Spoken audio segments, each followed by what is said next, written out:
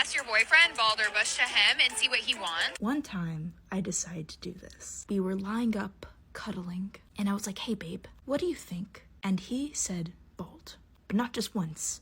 He said, and I quote, bald, bald, bald, bald.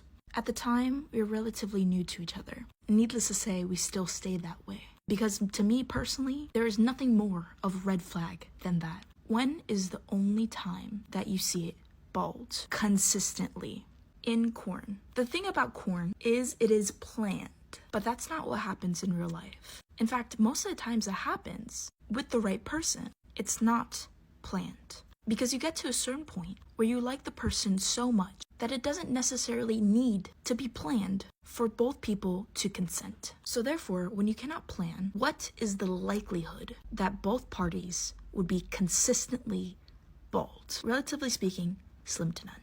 Now I hear what you're saying. Well, what if it's their personal preference to keep it bald? Nothing against that. But where did that idea come from? Why is that person's preference to keep it bald? Probably because the only time they've seen it, other than looking down at their own, has been from corn. Whether it's their personal preference for their bodies or for their partner's bodies, what it really trickles down to 90% of the time is because of corn. But the reality is, corn isn't real, it is a fantasy. And I can never be with someone whose preference of my body comes from a fantasy.